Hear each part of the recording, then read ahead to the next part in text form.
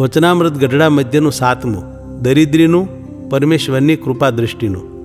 તારીખ 9/8/1821 ગુરુવાર. સંક્ષિપ્ત સાર.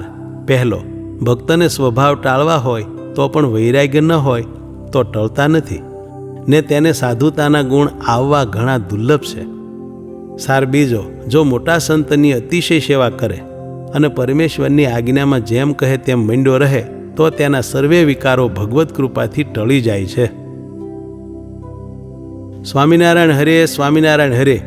સંવત 1878ના શ્રાવણ સુધી એકાદશીને દિવસ રાત્રિને સમયે સ્વામી શ્રી સહજાનંદજી મહારાજ શ્રી ગઢડા મધ્ય દાદા ખાચરના દરબારમાં શ્રી વાસુદેવ નારાયણના મંદિરે આગળ વિરાજમાન હતા અને સર્વે શ્વેત વસ્ત્ર ધારણ કર્યા હતા અને પોતાના મુખારવિંદની આગળ પરમહંસ તથા દેશ દેશના હરિભક્તની સભા ભરાઈને બેઠી હતી. પછી મુક્તાનંદ સ્વામીએ શ્રીજી મહારાજને પ્રશ્ન પૂછ્યો, જે ભગવાનનો ભક્ત હોય તેના મનમાં તો એમ હોય જે ભગવાનના ભજનમાં અંતરાય કરે એવો એકે સ્વભાવ રાખવો નથી, તોય પણ અયોગ્ય સ્વભાવ રહી જાય તેનું શું કારણ છે? પછી શ્રીજી મહારાજ બોલ્યા, જેને વૈરાગ્યની દુર્બળતા હોય તેને ટાળ્યાની શ્રદ્ધા હોય તોય સ્વભાવ ટળે નહીં. જેમ દરિદ્રી હોય તે ઘણા સારા સારા ભોજનને સારા સારા વસ્ત્રને ઈચ્છે પણ તે ક્યાંથી મળે, તેમ વૈરાગ્યહીન હોય તેના હૃદયમાં ઈચ્છા તો હોય પણ સાધુતાના ગુણ આવવા ઘણા દુર્લભ છે. પછી વળી મુક્તાનંદ સ્વામીએ પૂછ્યું, જેને વૈરાગ્ય ન હોય તે શો ઉપાય કરે ત્યારે વિકાર ટળે?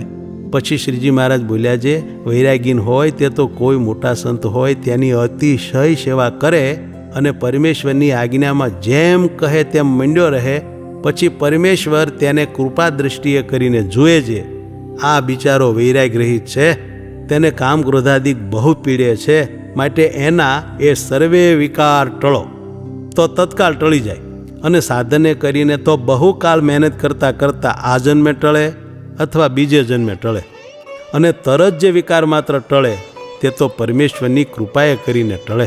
ઇતિ વચનામૃતમ ગઢડા મધ્યનું 7મું થયું.